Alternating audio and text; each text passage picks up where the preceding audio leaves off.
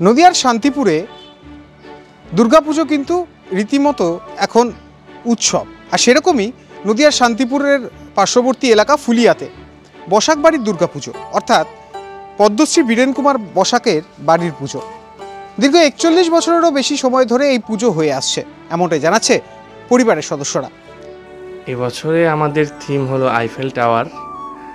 Eiffel টাওয়ারের অনুকরণে আমরা থিমটা রেখেছি। আর আমাদের এই থিমের প্রতিমাটা করছে রাষ্ট্রপতি পুরস্কারপ্রাপ্ত মৃৎশিল্পী কৃষ্ণনগরের ঘূর্ণির বিখ্যাত শিল্পী সুবীর পাল।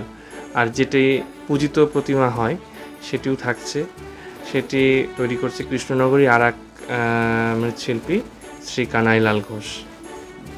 আচ্ছা, এই পুজোর বিশেষত্ব কি থাকে? পুজোতে আমাদের এরকম কোনো বিশেষত্ব থাকে না। আমাদের পঞ্চমী থেকে পুজো আরম্ভ হয়, দশমীতে বিসর্জন, ঘট বিসর্জন হয়ে যায়।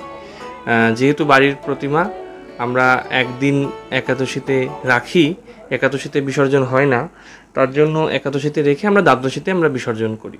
কিন্তু অনেক মানুষের সমাগম হয়, প্রশাসন আমাদের খুব সাহায্য করে, আমাদের কোনো হেডেক থাকে না। কারণ এটা আমাদের বাড়ির পুজো হলেও পাড়ার প্রত্যেকটা মানুষ এমনভাবে লেগে থাকে, তারাই পুজোটায় উতরে দেয়।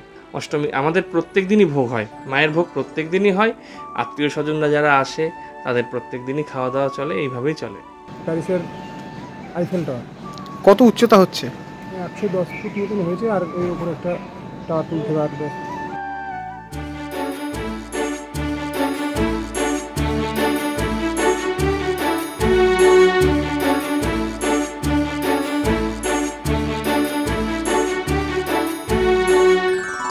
প্রতি বছরই বিভিন্ন রকমের সামাজিক বার্তা এবং অন্যান্য রকমের প্যান্ডেল তৈরি করে থাকে এই বসাক বাড়ি। এবছর তাদের থিম প্যারিসের আইফেল টাওয়ার। 120 ফুটের প্যান্ডেল তৈরি হচ্ছে বসাক বাড়িতে। তবে এই বাড়িতে একটি বিশেষত্ব আছে, তা হলো দুটো প্রতিমা তৈরি করা হয়। একটি প্রতিমা হয় পূজিতা এবং অন্যটি মডেল হিসাবে রাখা হয় প্যান্ডেলে।